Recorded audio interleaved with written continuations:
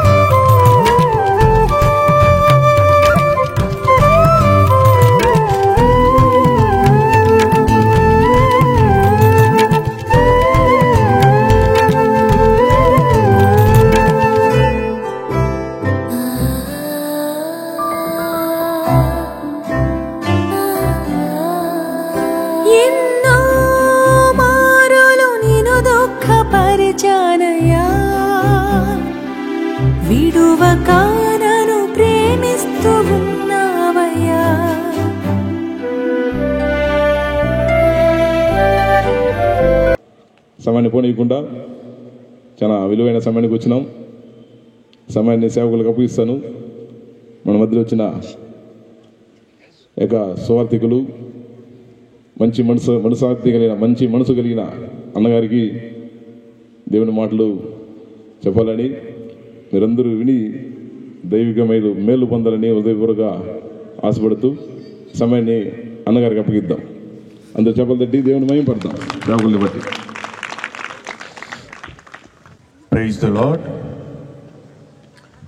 ఎందుకు పనికిరాని వాడని, ఎన్నిక లేని వాడని, అందరూ త్రోసివేసిన వాడని, ఆయనను నన్ను ప్రేమించి ఇక్కడి వరకు నడిపించిన దేవాది దేవుడైన యేసయ్యకే సమస్త మహిమ ఘనత ప్రభావములు కలుగును గాక.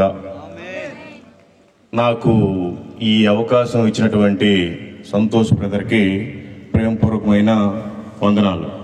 అట్లాగే ఈ చిన్న పీతేలు ప్రార్థనా మందిరం పాస్టర్ గారికి మరియు వాళ్ళ కుటుంబ సభ్యులకి మరియు వాళ్ళ సంఘస్థులకు కూడా నా హృదయపూర్వకమైన పేరు వందనాలు.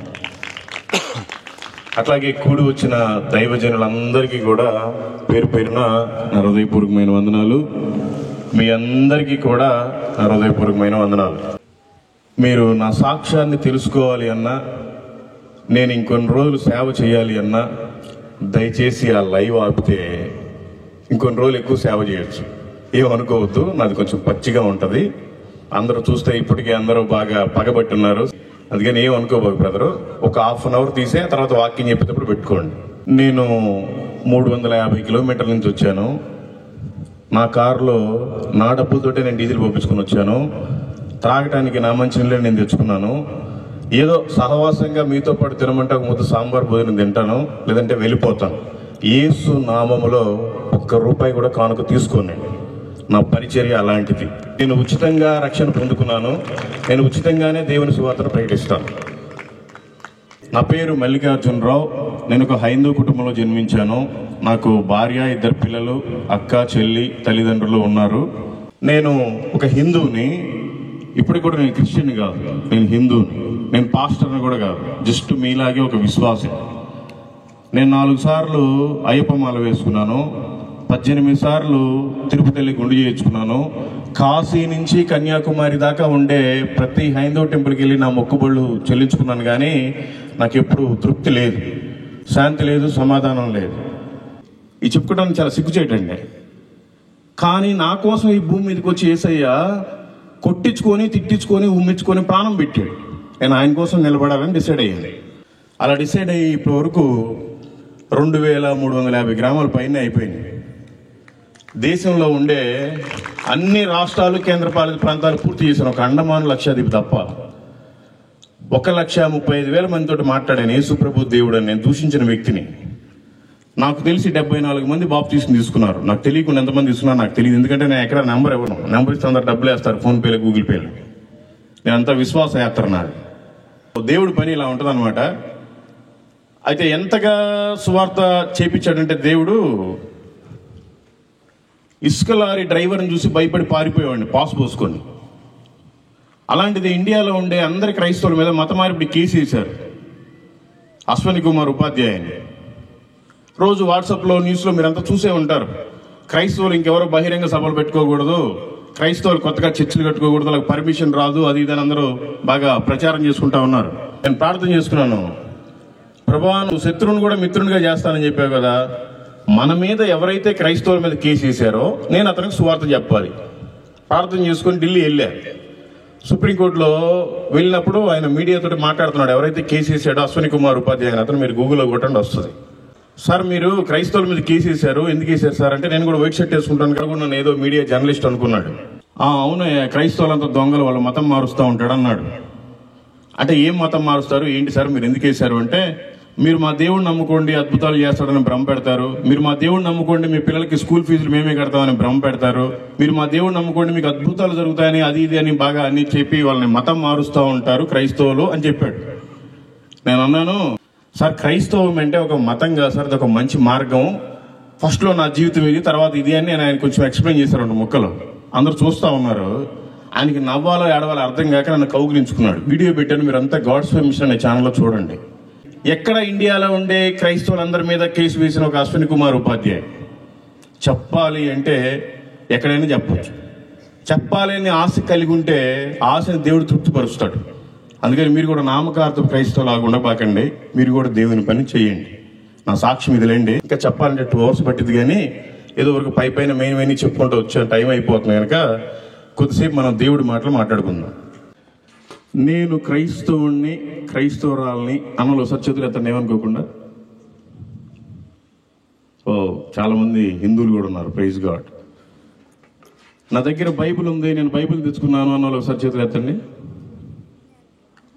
ఈ బైబిల్ నేను ఇప్పటి వరకు పూర్తిగా చదివాను అన్నలో సత్యతులు ఎత్తండి.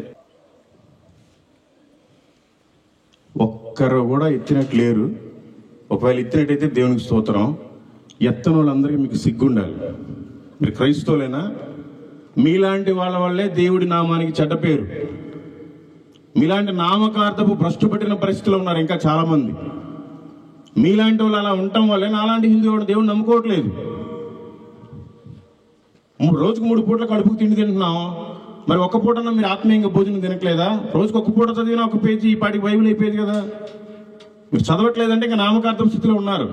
అందుకే మీకు ఇంకా అనారోగ్యాలు, అప్పులు, బాధలు, శ్రమలు అన్నీ మీకు. అందుకే దయచేసి బైబిల్ చదవండి. బైబిల్ చదివితే జీవితం మారిద్ది. నాదైతే మారింది, మరి మీకు మారిద్దో లేదో తెలియదు. చదవండి. యెషయా గ్రంథము 45వ అధ్యాయము 18వ వచనం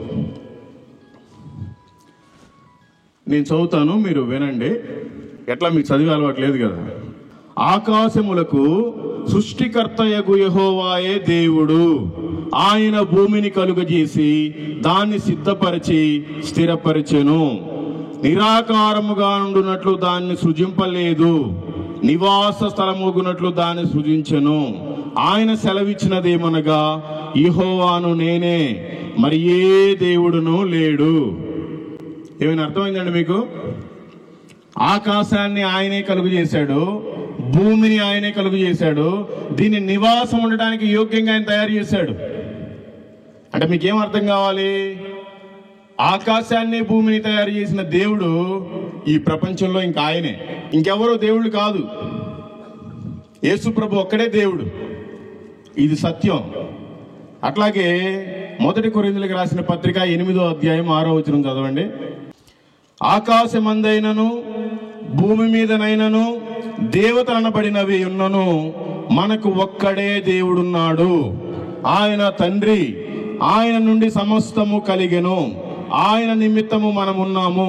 మరియు మనకు ప్రభు ఒక్కడే, ఆయన యేసుక్రీస్తు. ఆయన ద్వారా సమస్తము కలిగెను. మనము ఆయన ద్వారా కలిగిన వారము. అర్థమైందండి? నేను ఎవరైతే క్రైస్తవులు ఉన్నారో వాళ్ళతో మాట్లాడట్లేదండి, ఎందుకంటే వాళ్ళు ఆత్మీయంగా ఇప్పుడు చచ్చిపోయారు. ఎవరైతే కొత్తగా యేసు ప్రభు కావాలి అనుకుని వచ్చారో, ఎవరైతే కొత్తగా దేవుడు నమ్ముకున్నారో వాళ్ళతో నేను మాట్లాడుతున్నాను. దేవుడు నోటి మాటతోటే ఆకాశము కలుగును కాకంటే ఆకాశం కలిగింది. నోటి మాటతోటే భూమి కలుగును కాకంటే భూమి కలిగింది. నోటి మాటతోటే సముద్రం కలుగును కాకంటే సముద్రం కలిగింది. నోటి మాటతోటే చెట్లు, జంతువులు సమస్తము కలిగాయి. కానీ నిన్ను మాత్రం ఆయన చేత్తో చాలా ఇష్టపడి, చాలా అందంగా, చాలా సుందరంగా తయారు చేసుకొని మీలో జీవాత్మను వదిలాడండి, ఆయన ఆత్మని. అప్పటి నుంచి మనం బ్రతుకుతున్నాం. అంతేగాని మనల్ని తయారు చేసిన ఇంకెవరో, ఇంకే తల్లో కాదు. మీకు అర్థం కావడానికి చెప్తున్న వాళ్ళు విమర్శించడం కాదు, మనం సత్యాన్ని గ్రహించాలి. యోహాను సువార్త 3వ అధ్యాయము 16వ వచనం. దేవుడు లోకమును ఎంతో ప్రేమించెను. దేవుడు లోకాన్ని ప్రేమిస్తున్నాడు కనుకనే మనకంటే ముందుగా ఈ లోకాన్ని మొత్తాన్ని తయారు చేశాడు, మన మీద ఉండే ఇష్టంతో. ఆ లోకంలో మనం ఉన్నాం కనుకనే లోకాన్ని ప్రేమిస్తున్నాడు ఆయన. లేకపోతే ఈ లోకాన్ని ఎప్పుడు తీసిపడేసేవాడు. కానీ ఈ రోజున క్రైస్తవులంతా పేరుకే నా దేవుడు యేసుక్రీస్తు అని చెప్పుకుంటున్నారు, కానీ వీళ్ళ బ్రతుకుల్లో మార్పులు ఉండవు. సిగ్గు లేకుండా వెళ్ళి వీళ్ళే సిగరెట్లు తాగుతారు, సిగ్గు లేకుండా వెళ్ళి వీళ్ళే మందు తాగుతారు, సిగ్గు లేకుండా వెళ్ళి క్రైస్తవులే మళ్ళీ అన్ని అబద్ధాలు ఆడతారు, సిగ్గు లేకుండా వెళ్ళి అక్రమ సంబంధాలు పెట్టుకుని వ్యభిచారం చేస్తారు. వాళ్ళందరూ మీరు చూసి మోసపోకండి, వాళ్ళంతా క్రైస్తవులు కాదు. ఎవరైతే నెత్తిన ముసుకేసుకొని వస్తారో, ఎవరైతే వైట్ షర్ట్ వేసుకొని బైబిల్ తీసుకొని వస్తారో వాళ్ళంతా క్రైస్తవులు కానే కాదు. ఎవరైతే బైబిల్ చదివి వాక్యాన్ని పాటిస్తారో వాళ్ళు మాత్రమే క్రైస్తవులు. ఈ విషయాన్ని మీరు గుర్తుపెట్టుకోండి. కీర్తనల గ్రంథము 47వ అధ్యాయము 2వ వచనం. యెహోవా మహోన్నతుడు, భయంకరుడు, ఆయన సర్వభూమికి మహారాజు అయి ఉన్నాడు. అర్థమైందండి? సర్వభూమికి మహారాజు అంట ఆయన. ఒక ఊరికి ఒక సర్పంచ్ ఉంటాడు, ఒక మండలానికి ఒక ఎంఆర్ఓ ఉంటాడు, ఒక నియోజకవర్గానికి ఒక ఎమ్మెల్యే ఉంటాడు, ఒక రాష్ట్రానికి ఒక ముఖ్యమంత్రి ఉంటాడు, ఒక దేశానికి ఒక ప్రధానమంత్రి ఉంటాడు. ప్రపంచం మొత్తానికి దేవుడు ఒక్కడే ఉంటాడు. ఆ ఒక్కడే నజరేయుడైన యేసుక్రీస్తు. ఈ రోజున చాలా మంది 33 కోట్ల మంది పేర్లు చెప్తారు. గట్టిగా చెప్పమంటే 33 పేర్లు రావాలకి. యేసు ప్రభు అనే వ్యక్తి ప్రపంచంలో ఉన్న ప్రతి వ్యక్తికి తెలుసు ఆయన దేవుడు అని. ఈ రోజున మన రాష్ట్రానికి ముఖ్యమంత్రి చంద్రబాబు నాయుడు, పక్క దేశాలకు వెళ్ళి చంద్రబాబు నాయుడు పేరు చెప్తే ఎవరికి తెలియదు. ఆ స్థాయిలో కూడా ఎవరికి తెలియదు. ఇంకా మనకుండే దేవీ దేవతల పేర్లు చెప్తే అసలు ఎవరికి తెలియదు. ఓన్లీ మన భారతదేశంలోనే దేవుళ్ళు వాళ్ళు, మన భారతదేశంలోనే దేవతలు వాళ్ళు. కానీ అక్కడ వాక్యం ఏమని చదివాం ఇందాక, నీ దేవుడు దేవతలకు దేవునికి రాజు, రాజులకే రాజు ఆయన, దేవీ దేవతలకు కూడా ఆయనే దేవుడు. ఇంత గొప్ప దేవుణ్ణి మనం నమ్ముకొని ఈ లోకం వదిలిపెట్టి ఎప్పుడు పోతామో తెలియదు. కనీసం బైబిల్ని చదవలేదంటే క్రైస్తవులని చెప్పుకోవడానికి సిగ్గుపడాలా లేదండి? తెలుసుకోండి అమ్మా, యేసుక్రీస్తు నిజమైన దేవుడు, ఆయన తప్ప వేరొక దేవుడు లేడు. నిర్గమకాండం 20 అధ్యాయంలో ఉంది, పైన ఆకాశం అందే గాని కింద భూమి ఇందే గాని భూమి కింద ఇండు నీళ్ళ ఇందే గాని ఇండు దేని రూపమునైనను విగ్రహమునైనను నువ్వు చేసుకొనకూడదు, వాటికి సాగిల పడకూడదు, వాటిని పూజింపకూడదు. ఏలయనగా నీ దేవుడునైనా నేను రోషము గల దేవుడను, నన్ను ద్వేషించు వారి విషయంలో 3-4 తరముల వరకు శాపాన్ని పంపిస్తానని చెప్తున్నాడు దేవుడు. అదే ఆయన కనుక అంగీకరించినట్లయితే 1000 తరముల వరకు మనల్ని కరుణించేవాడునై ఉన్నాడు ఆయన. నేను అనేక పూజలు చేశాను, చాలా చేశాను, నాకు ఎప్పుడు శాంతి సంతోషం లేదు. నాకు ఇష్టం వచ్చిన టెంపుల్కి వెళ్ళి నేను గుండు చేసుకునేవాడిని, నాకు ఎప్పుడు ఏమీ జరగలేదు. సోమవారం రోజు శివాలయానికి వెళ్ళేవాడిని, మంగళవారం ఆంజనేయ స్వామి గుడికి వెళ్ళేవాడిని, బుధవారం అయ్యప్ప టెంపుల్కి వెళ్ళేవాడిని, గురువారం సాయిబాబా గుడికి వెళ్ళేవాడిని, శుక్రవారం అమ్మవారి టెంపుల్కి వెళ్ళేవాడిని, శనివారం వెంకటేశ్వర స్వామి టెంపుల్కి వెళ్ళేవాడిని. నా భక్తి అది, ఆల్మోస్ట్ అందరి భక్తి అదే. మనం సత్యాన్ని గ్రహించాలి. అది ఒకవేళ యేసు ప్రభు ఫోటో అయినా కూడా ఉండకూడదు మీ ఇంట్లో. కావాలంటే వాక్యం రాసుకోండి, వాక్యమే మనకి దేవుడు. అది ఏ విగ్రహం అయినా సరే ఉండకూడదు. మరి యేసుక్రీస్తు అంటే ఈ రోజున అందరూ ఓన్లీ క్రైస్తవులకే దేవుడు అనుకుంటున్నారు.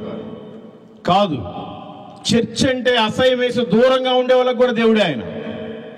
వాక్యం చెప్తుంది, ఇర్మియా గ్రంథము 23వ అధ్యాయము 23వ వచనం, నేను సమీపము నుండి దేవుడును మాత్రమేనా, దూరము నుండి దేవుడును కానా. ఈ మధ్యకాలంలో మీకు అందరికి తెలుసు, స్పేస్లోకి 2 వ్యక్తులు వెళ్ళారు. పాప 9 రోజుల ప్రోగ్రామ్ అని 9 నెలలకు తిరిగి వచ్చారు. ఆ విల్మోర్ అనే వ్యక్తి అక్కడి నుంచి ప్రార్థన చేస్తున్నాడు. ఆయన సాక్ష్యం ఇచ్చాడు కిందకు వచ్చిన తర్వాత, వచ్చే ముందు పైనుంచే, మేము ఇన్ని రోజులు బ్రతుకున్నామంటే కారణం మా దేవుడు యేసుక్రీస్తు, నా ఫెయిత్ జీసస్ అని చెప్పాడు ఆయన. ఆ పక్కనుండి ఏమంటది, నేను భగవద్గీత తీసుకెళ్దాం అనుకున్నా, సమోసాలు తీసుకెళ్దాం అనుకున్నా, నాకు పర్మిషన్ ఇవ్వలేదు, నా సావాలని చెప్తుంది ఆవిడ. అంతకుముందు ఇంకొక ఆవిడ వెళ్ళింది, కల్పన చావ్లా అని. కిందకు వచ్చేసరికి మొత్తం బుక్ అయిపోయింది. ఈవిడ కూడా బుక్ అయ్యేది. కానీ పక్కనే క్రైస్తవుడు ఉన్నాడు, ప్రార్థన చేశారు కాబట్టి క్షేమంగా తిరిగి వచ్చారు. ఈ విషయం తెలియదు ప్రపంచానికి. ఆ సునీత వెళ్తే అని ఎగురుతున్నారు. ఆ పక్కన విల్మోర్ వల్లే ఆమె కూడా దిగి వచ్చింది క్షేమంగా. ఎందుకంటే మీకు అందరికీ తెలుసు, లోతు సుధమ గుమరలో ఉండేవాడు, అక్కడంతా పాడైపోయింది. దాన్ని పాడు చేయడానికి దేవదూతలే 3 వచ్చారు. అబ్రహాం ఇంట్లో మంచిగా భోజనం చేశారు, మేము వెళ్తున్నామని చెప్పారు. ఎక్కడికయ్యా? సుధమ గుమర నాశనం చేయడానికి. దేనికి ప్రభువా? వాళ్ళు ఇట్లా పాపం చేస్తున్నారు. అయ్యా మరి వాళ్ళందరిని పాడు చేయడం ఎందుకయ్యా? మేమంతా ప్రార్థన చేస్తున్నాం. ఒక 50 మంది ఉంటే వాళ్ళందరూ వదిలిపెడతావా? వదిలిపెడతాను పో. సరేనయ్యా, ఒక 5 దగ్గర ఏమన్నా వేసేస్తావా వాళ్ళని? లేదు, వదిలిపెడతాను పో. మరి 10 మంది ఉంటే ఉంచుతావా? ఉంచుతాను పో. అంటే దేవుడి దృష్టిలో ఒక్కడి మంచోడు ఉన్న ఆ ఊరిని కాపాడతాడు. అందుకని ఆ విల్మోర్ సరిగ్గా ఉన్నాడు కాబట్టి ఆ సునీత విలియం కూడా కిందకు వచ్చింది. దేవుడు నువ్వు ఆకాశంలో ప్రార్థన చేసినా వింటాడు, పాతాళంలో ప్రార్థన చేసినా వింటాడు. కానీ మనం పాతాళానికి వెళ్లకుండా చూసుకోవాలి. కీర్తన గ్రంథము 139వ అధ్యాయము 8వ వచనం, నేను ఆకాశమునకు ఎక్కినను నీవు అక్కడను ఉన్నావు, నేను పాతాళమందు పండుకొను నీవు అక్కడ ఉన్నావు అని చెప్తాడు దావీదు. ఆయన ఎక్కడికి వెళ్ళినా ఉన్నాడు. ఎక్కడైతే 2-3 కూడి ఆయన నామమున ప్రార్థిస్తారో వాళ్ళ మధ్యలో ఆయన ఉన్నాడు. ఇది సత్యం. నేను మొక్కుబడులు వేసుకుని చెప్పులు లేకుండా వెళ్ళిపోయేవాడిని, ఏం ఉపయోగం లేదు. మళ్ళీ వచ్చిన తర్వాత అదే సిగరెట్, అదే మందు. ఎప్పుడైతే యేసు ప్రభువుకి నా హృదయాన్ని ఇచ్చానో అప్పటి నుంచి నేను చాలా ప్రశాంతంగా ఉన్నాను. నా అకౌంట్లో 1,40,00,000 రూపాయలు ఉన్న రోజు కూడా నాకు తృప్తి లేదు. ఒక ఆత్మకి రక్షణ సువార్త చెప్తే అదే తృప్తి. ఒక రోజుతో ఒక్కరితోటన్నా మాట్లాడుకున్న అసలు పడుకో, అది అలవాటు అయిపోయింది. మీరు కూడా అలవాటు చేసుకోండి, మంచిది క్రైస్తవులు. లూకా సువార్త 10వ అధ్యాయము 21వ వచనం. ఆ గడియలోనే యేసు పరిశుద్ధాత్మ యందు బహుగా ఆనందించి, తండ్రి, ఆకాశమునకు భూమికి ప్రభువా, ఆయన పిలుస్తున్నాడు. తండ్రి, ఆకాశమునకు భూమికి ప్రభువా అంటే ఆయనే భూమికి ఆకాశానికి మొత్తానికి దేవుడు. యేసుక్రీస్తే దేవుడు. ఆయన సమస్త మానవాళిని ఆయన రక్షించాడు, ఆయన పుట్టించాడు, ఇప్పుడు రక్షించుకుంటున్నాడు. అంతేగాని ఇప్పుడు చూడండి, ఏ దేశంలో వెళ్ళినా యేసుక్రీస్తు వారి మందిరం ఉంటుంది, యేసుక్రీస్తు వారి ప్రార్థనా మందిరం ఉంటుంది. అనేక మందికి దేవుడు మేలు చేశాడు, అందరికీ మేలు చేస్తున్నాడు. ఇప్పుడు మనం చెప్పుకునే దేవీ దేవతలు ఎవరికైనా బాగు చేస్తారండి? పక్కన దేశం వాళ్ళకి వెళ్ళి వాళ్ళ పేర్లు అడిగితే చెప్తారు అసలు? కానీ దేవుడే కూర్చోబెట్టాడు మనకి శత్రువును పైన. ఎందుకు? మనమన్నా ఇప్పుడు ఇంకా బుద్ధి తెచ్చుకొని మారతామని. దేవుడే పెట్టింది మనకి, వేరే వాళ్ళు పెట్టలేదు. ఏ రోజు చివరి రోజు తెలియదు. నువ్వు చనిపోతే నీ భర్త నీకు భర్త కాదు, నీ భార్య నీకు భార్య కాదు, నీ పిల్లలు నీకు పిల్లలు కాదు, నీ ఊరు నీకు ఊరు కాదు. చనిపోయామంటే పాస్టర్ గారికి ఫోన్ చేస్తారు, పెట్టే బేడ అన్ని తీసుకొని వస్తారు, మంచిగా ప్రార్థన చేస్తారు, తీసుకెళ్ళిపోయి పాతి పెడతారు. ఆ తర్వాత ఇంటికి వస్తారు, అందరూ వెళ్ళిపోతారు. మళ్ళీ 3వ రోజు 5వ రోజు ఆదరణ కూడిక పెట్టుకుంటారు. ఆదరణ కూడిక పెట్టుకుంటున్నామని డేట్ ఫిక్స్ అవగానే నీది ఒక మంచి ఫోటో ఫ్రేమ్ తీసుకొస్తారు. ఎందుకంటే వచ్చిన వాళ్ళ పూలు చల్లాలి కదా. దేవుడే విగ్రహారాధన చేయదంటే నువ్వే ఒక విగ్రహంగా మారిపోతావు ఆ రోజు. ఆ తర్వాత బతికున్నప్పుడు కూడి పెట్టరు, చచ్చిపోయిన తర్వాత నీ పేరు మీద మంచి చికెన్ల మటన్లు పెడతారు మీ ఇంట్లో వాళ్ళంతా వచ్చిన వాళ్ళకి. కానీ నీ పరిస్థితి ఎక్కడికి? ఒక గోడకు ఫోటోనేనా? అసలు దేవుడిని ఎందుకు ఏర్పాటు చేసుకున్నాడు? దేవుడు నీ కోసం ఎందుకు ప్రాణం పెట్టాడు? ఏమండి, ఈ ప్రపంచంలో ఉండేవాడు ఎవడన్నా మన కోసం ప్రాణం పెట్టాడండి? ఆయన దేవాది దేవుడు. ఆయన మానవుడు చేసిన పాపాల నిమిత్తం ఈ గొర్రెలు, ఈ మేకలు, ఎద్దులు, దున్నపోతులు కోస్తే పాపం పోదని ఆయనే ఈ భూమి మీదకి మానవ రూపంలో వచ్చాడు. 33.5 సంవత్సరాలు నీలాగా నాలాగా బ్రతికాడు. చివరికి దెబ్బలు కొట్టించుకొని ప్రాణం పెట్టాడండి. ఎవరైనా పెట్టారా? పాతి పెట్టిన తర్వాత తిరిగి 3వ రోజు లేచాడు. ఎవరైనా లేచారా? అందరూ జీవ సమాధి, ఆ సమాధి, ఈ సమాధి అని కలిసిపోయారు దాంట్లో. యేసుక్రీస్తు ఒకడే సజీవుడు కాబట్టి ఆయన లేచాడు. హెబ్రీయులకు రాసిన పత్రిక 7వ అధ్యాయము 26వ వచనం. పవిత్రుడును నిర్దోషి నిష్కలంకముడు పాపులలో చేరక ప్రత్యేకముగా ఉన్నవాడును ఆకాశ మండలము కంటే మిక్కిలి హెచ్చైన వాడునైనా ఇట్టి ప్రధాన యాజకుడు మనకు సరిపోయిన వాడు. ఆకాశము కంటే ఇంకా హెచ్చైన వాడంట మన ప్రభు. కానీ ఆయనే నీ పాపిష్టి బ్రతుకు కోసం, నీ కోసం వచ్చి ఆయన ప్రాణం పెట్టాడు. నువ్వేమో ఇంకా నామకార్థం క్రైస్తవునిగానే ఉన్నావు. ఏం చేయడానికి? ఆయన నిన్ను మోసం చేయలా. నీకోసం ప్రాణం పెడతానని చెప్పాడు, ప్రాణం పెట్టాడు. కానీ నువ్వు మోసం చేసావు. ముసుగులో ఉన్నావు. ఓన్లీ క్రైస్తవులన్న ముసుగులో ఉన్నారు. బయటికి రావాలి మీరంతా. ఎన్ని రోజులు నామకార్థం క్రైస్తవుల్లో ఉంటారు? ఎన్ని రోజులు మీరు పాపం నుండి ప్రార్థన చేసినా వ్యర్థమే. వాక్యాన్ని చదవాలి, వాక్యానుసారం మనం జీవించాలి. అన్ని ఆజ్ఞలు సరిగ్గా ఉండి ఒక్క ఆజ్ఞలు తప్పిపోయినా అన్ని పోయినట్టే లెక్క. అందుకే మన జీవితాలు ఆశీర్వాదాలు లేవు. ఆయన మన కోసం ప్రాణం పెట్టాడు. మనం ఆయన కోసం ఏం చేస్తున్నాం? ఆయన కోసం ఎలా బ్రతుకుతున్నాం? ఆయన సాక్ష్యాన్ని మనం ఎలా కాపాడుతున్నాం? ఆయన మాటలు మనం ఎవరికి చెప్తున్నాం? ఆయన గురించి మనం ఎవరికి తెలియపరుస్తున్నాం? ఈ లోకం శాశ్వతం అనుకుంటున్నావా? ఏ రోజు చివరి రోజు నీకు తెలియదే. ఈరోజు చనిపోతే నీ భార్య భర్త లేకపోతే నీ పిల్లల పరిస్థితి ఏంటి? వాళ్ళకి ఆదరణ ఎవరు? వెళ్ళిపోతే నువ్వేమైనా పరలోకంలో చేరతావా? భయంకరమైన పాతాళం ఉంది. అగ్ని ఆరదు, పురుగు చావదు. నువ్వు చనిపోయేటప్పుడైనా యేసు ప్రభువుని మనస్ఫూర్తిగా నమ్మి చచ్చిపోవాలి. అందుకని దయచేసి మనస్ఫూర్తిగా ఉండండి. మీ హృదయంలో ఆయన ఉంచండి. నీ దేహమైన ఆలయం అని చెప్తున్నాడు దేవుడు. నువ్వు ఆ దేహాన్ని పాడు చేసుకుంటున్నావు. సిగరెట్లు తాగుతున్నావు, మందు తాగుతున్నావు, అబద్ధాలు ఆడుతున్నావు, వ్యభిచారం చేస్తున్నావు, అనేక మోసాలు చేస్తున్నావు, ఏవేవో కోరికలు పెట్టుకొని ఉన్నావు. నీ కోరిక ఎవరి మీద ఉండాలి? నీ హృదయంలో ఎవరు ఉండాలి? యేసు ప్రభు లేకుండా వేరొకరుంటే నీ జీవితం వ్యర్థమే. తెలుసుకోండి. యోహాను సువార్త 12వ అధ్యాయము 46వ వచనం. నా యందు విశ్వాసం ఉంచు ప్రతి వాడు చీకటిలో నిలిచి ఉండకుండానట్లు నేను ఈ లోకమునకు వెలుగుగా వచ్చి ఉన్నాను. ఈ లోకం అంటేనే చీకటి. ఈ చీకటినే ఆయన వెలిగించడానికి వచ్చాడు. ఈ చీకటిలో నువ్వే ఒక వెలుగుగా ఉండాలి. వెలుగుగా ఉండాల్సిన క్రైస్తవుడివి, క్రైస్తవురాలివి నువ్వే పోయి ఆ చీకటిలో కలిసిపోతే ఇంక అర్థమేముందండి? ప్రభు ఎందుకు వచ్చాడు? ఎందుకు ప్రాణం పెట్టాడు? ఆయన ఎందుకు నిన్ను వెలిగించాడు? నువ్వు వెలగాలి కదా. ఆరిపోయి ఉన్నావు. ఆరిపోతే కష్టమే. చీకటి, అక్కడ అరుపులు, కేకలు, పండ్లు కొరుకుటే చీకటిలో ఇంకేం ఉండదు. నువ్వు వెలుగుగా ఉండాలి లోకానికి. ఆయన అందుకే నిన్ను వెలిగించడానికి ఈ లోకం మీదకి వచ్చాడు మానవ రూపంలో. నువ్వే వెలుగుగా లేకుండా ఆరిపోతే కష్టం. వెలగండి. యెషయా గ్రంథము 57వ అధ్యాయము 15వ వచనం. మహాగణుడును మహోన్నతుడును పరిశుద్ధుడును నిత్య నివాసి అయిన వాడు ఇలాగు సెలవిచ్చుచున్నాడు, నేను మహోన్నతమైన పరిశుద్ధ స్థలములో నివసించువాడను.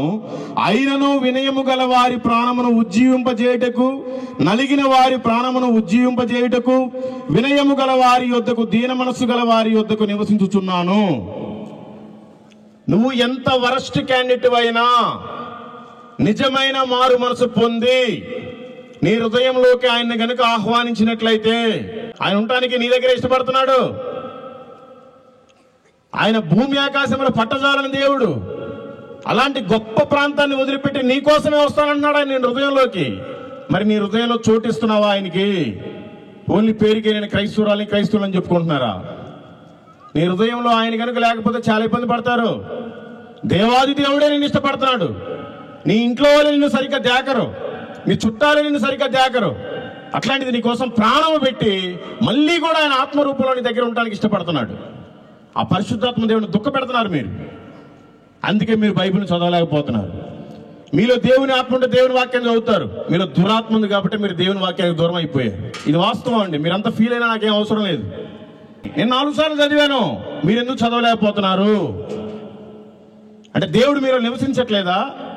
మీరెంత ఆత్మీయంగా చచ్చిపోయి ఉన్నారా? బ్రతకండి. బ్రతికితే మంచిది, పరలోకంలో చేరతారు. లేదంటే నరకానికి వెళ్ళిపోతారు. తెలుసుకోండి. నరకం అంటే ఏదో చాలా ఈజీ అనుకుంటున్నారు అందరూ. అగ్ని ఆరదు, పురుగు చావదు. మీకందరికీ తెలుసు ధనవంతుడు లాజరు. మళ్ళీ ఇంకోసారి గుర్తు చేస్తాను. ధనవంతుడు అంట బాగా డబ్బు సంపాదించుకున్న వ్యక్తి, దేవుడే ఆశీర్వదించాడు. అతను తినేటప్పుడు ఆ మిగిలిచే రొట్టె ముక్కలు అన్నం మెచ్చుకుని కిందేస్తే తినేవాడు ఒక దరిద్రుడు లాజరు. ఒళ్ళంతా పుండ్లు, పాపం కుక్కలు నాకేంటో వచ్చి, అయినా కూడా చిరాకు పడకుండా ఏదో ఆయన ఇచ్చే తిని బతికాడు. ఇద్దరు ఒక రోజు చనిపోయారు. ఈ దరిద్రుడేమో అబ్రహాం రొమ్మున ఉన్నాడు, ఈ ధనవంతుడేమో పాతాళంలో కేకలు పెడుతున్నాడు యాతన పడతా. అయ్యా తండ్రి అయిన అబ్రహామా అంటే వీడికి తెలుసు వీడు ఆల్రెడీ క్రైస్తవుడే. వీడు క్రైస్తవుడు కాకపోతే తండ్రి అయిన అబ్రహాం అన్న సంగతి తెలియదు. వీడి దేవుడే ఆశీర్వదించాడు, మనలాగే నామకార్థ క్రైస్తవుడు. అయ్యా తండ్రి అయిన అబ్రహామా, ఈ పాతాళంలో నేను యాతన పడలేకపోతున్నాను తండ్రి, ఆ దరిద్రుడు పంపించు, ఆ చిటికిని వెళ్తాడు, ఒక్క డ్రాప్ అయిన నా నాలుగు మీద వేస్తాడు, నేను బ్రతుకుతున్నాను కేకలు పెడుతున్నాడు. కుదరదు. నువ్వు బ్రతికినప్పుడు నీ ఇష్టానుసారం బ్రతికావు. బైబిల్ తెచ్చుకున్నావు కానీ ఒక్క ముక్క చదవలేదు. వాక్యం తెలుసుకొని వాక్యానుసారం జీవించలేదు. నిన్ను నేనే ఆశీర్వదించాను. నా కోసం ఒక్క రూపాయి కూడా ఖర్చు పెట్టలేదు. నీ ఇష్టానుసారం సుఖానుభవాలు అనుభవించావు. నీకు అక్కడే నీకు నాకు మధ్యలో అగాధం ఉంది. నువ్వు బ్రతికినప్పుడే చూసుకోవాలి. చనిపోయిన తర్వాత కుదరదని వస్తుంది అక్కడి నుంచి. అయ్యా నేనంటే సరేనయ్యా కాలిపోతున్నాను, నాకు 5గురు సహోదరులు ఉన్నారయ్యా, వాళ్ళ దగ్గరికి నా దరిద్రుని పంపించయ్యా, సువార్త చెప్తారు అని కేకలు పెడుతున్నాడు. కుదరదు. నువ్వు బ్రతికినప్పుడే నీ వాళ్ళను మార్చుకోవాలి. వాళ్ళు వినకపోతే వాళ్ళ కాళ్ళు పట్టుకో, వాళ్ళ గడ్డం పట్టుకో, వాళ్ళ చేతులు పట్టుకో. బ్రతికుండంగానే వాళ్ళని రక్షణ మార్గంలో నిలుపుకోవాలి. నీ ఇంట్లో వాళ్ళకి రక్షణ లేకపోయినా, నీ కుటుంబంలో రక్షణ లేకపోయినా, నీ బంధుమిత్రులకు రక్షణ లేకపోయినా, చనిపోయిన తర్వాత నరకమే. అది భయంకరంగా ఉంటుంది, చెప్పడానికి కుదరదు. దయచేసి మీరంతా నరకానికి వెళ్ళబాకండి. మీ ఇంట్లో వాళ్ళని పంపించబాకండి. ఈ లోకంలో ఏమి సాధించలేము. ప్రభువే చెప్పాడు, మీరు పరలోకమందు మీ ధనాన్ని సమకూర్చుకోండి. ఇక్కడ సమకూర్చుకుంటే నువ్వు పోయిన రోజే లాస్ట్. అదే పరలోకంలో సంపాదించుకుంటే మరి పరలోకంలో ధనం ఉంటుంది అనుకోవచ్చు మీరంతా. యోహాను సువార్త 14వ అధ్యాయం చదవండి, 2వ వచనం నుంచి. యేసు ప్రభు వారు 33.5 సంవత్సరాలు బ్రతికారు. ఆయనకి రేపు పొద్దున ఇంక సిలువ అయిపోతున్నారు, రేపో మాపో. శిష్యులంతా అడుగుతున్నారు, అయ్యా ప్రభువా, నీతో పాటు ఇన్ని రోజులు కలిసి తిన్నాము, కలిసి పడుకున్నాం, సువార్తలు చేశాం, అద్భుతాలు చేశారు, మరి మమ్మల్ని వదిలిపెట్టి ఎక్కడికి పోతున్నావు ప్రభు అని అడుగుతున్నారు శిష్యులు. నా తండ్రి ఇంట అనేక నివాసములు కలవు, నేను వెళ్ళి మీకు స్థలాన్ని సిద్ధపరిచి మళ్ళీ వస్తాను, ఇక్కడి నుంచి తీసుకొని వెళ్ళిపోతాను, ఈ భూమిని పాడు చేస్తానని చెప్తున్నాడు ప్రభు. మరి నీకు స్థలం అక్కడ ఉందా, ఇక్కడ ఉందా? చిత్తూరు జిల్లాలో స్థలం లేకపోయినా పెద్ద ప్రాబ్లం లేదు, నీకు పరలోకంలో స్థలం ఉండాలి. ఈ భూమి మీద నీకు ఎన్ని డబ్బులున్నా వ్యర్థమే. ఎవరిని పలకరించే నాదుడు కూడా ఉండడు, పట్టించుకునే వాళ్ళు ఎవరు ఉండరు. పరలోకంలో నీకు ఉండాలి, పరలోకంలో స్థలాలు ఉన్నాయి. యేసు ప్రభు చెప్తున్నాడు, లేని ఎడల నేను మీకు చెప్పేదని చెప్తున్నాడు. అంటే నేను మీకు అబద్ధం చెప్పట్లేదు, నిజంగానే అక్కడ స్థలం ఉందని చెప్తున్నాడు యేసు ప్రభువే, స్వయంగా సాక్ష్యం. అందుకని మనమంతా ఇక్కడ స్థలం ఉందా, ఇల్లుందా, నాకు మంచి అమ్మాయి కుదిరిందా, పెళ్లి చేసుకున్నామా, పిల్లలు కన్నామా, వదిలేసి వెళ్ళిపోయిందా కాదు. మనకు పరలోకంలో స్థలం ఉందా లేదా, నా ప్రభువు నా కోసం వచ్చి ప్రాణం పెట్టాడు, నేను ఆయన కోసం ఏం చేయాలి అనే జ్ఞానం కలిగి మనం బ్రతకాలి. కీర్తనల గ్రంథము 40వ అధ్యాయము 6వ వచనం. బలులనైనను నైవేద్యమునైనను నీవు కోరుటలేదు, నీవు నాకు చెవులు నిర్మించి ఉన్నావు. దహన బలులైనను పాప పరిహారార్థ బలులైనను నీవు తెమ్మనలేదు. కొబ్బరికాయలు కొట్టమనలేదు, అగరబత్తీలు ముట్టించమని చెప్పలేదు, పూలదండలు తెమ్మని చెప్పలేదు. నీ హృదయాన్ని ఆయనకి ఇవ్వమని చెప్పాడు. నమ్మి మారు మనసు ఉందండి, మీరు రక్షింపబడతారని చెప్పాడు. అది పైన రాస్తుంది కదా, మార్కు సువార్త 16:16. నమ్మి బాప్తిసం పొందినవాడు రక్షింపబడును, నమ్మని వానికి శిక్ష విధింపబడును. ఏమనుకోకుండా ఒకసారి బాప్తిసం తీసుకున్న వాళ్ళు ఎంతమంది ఉన్నారు ఒకసారి చేతులు ఎత్తండి. చాలా తక్కువ మంది ఉన్నారు. సరే, ఇంకా కొంతమంది తీసుకోలేదు, తీసుకోండి తొందరగా. ఎందుకంటే అక్కడ ఏమనుందంటే యేసు ప్రభువుని నమ్మితే రక్షింపబడునని లేదు. యేసు ప్రభువుని నమ్మి బాప్తిసం పొందిన వాడు మాత్రమే రక్షింపబడును. అక్కడ చూడండి, చదవండి, పైన ఉంది. పాపం సంతోష్ బ్రదర్ బాగా కష్టపడి ఆ వాక్యాన్ని పెట్టినట్టున్నాడు. నమ్మటం వేరు, బాప్తిసం తీసుకోవడం వేరు కాదండి, రెండు ఒకటే. నమ్మటం అనేది అన్నము, బాప్తిసం అనేది కూర. నమ్మి బాప్తిసం పొందినవాడు మాత్రమే రక్షింపబడతాడు. బాప్తిసం పొందలేదంటే నువ్వు ఇంకా స్టిల్ పాపంలోనే ఉన్నావు, నువ్వు లోకంలోనే ఉన్నావు. చనిపోతే నీ బ్రతుకు పాతాళానికే. దయచేసి తొందరగా మారు మనసు పొందిన వాళ్ళు బాప్తిసం తీసుకోండి, అది మీకే మంచిది. హెబ్రీయులకు రాసిన పత్రిక 4వ అధ్యాయము 15వ వచనం. మన ప్రధాన యాజకుడు మన బలహీనతల యందు మనతో సహానుభావము లేనివాడు కాడు గాని సమస్త విషయముల్లో మన వలనే శోధింపబడి ఆయన పాపము లేనివాడుగా ఉండెను. యేసుక్రీస్తు వారు ఈ భూమి మీద 33.5 సంవత్సరాలు జీవించాడు. మనలాగే మనకుండే రక్తమే ఆయనకుంది, మనకుండే అవయవాలే ఆయనకి ఉన్నాయి, మనకున్న శరీరమే ఆయనకి ఉంది.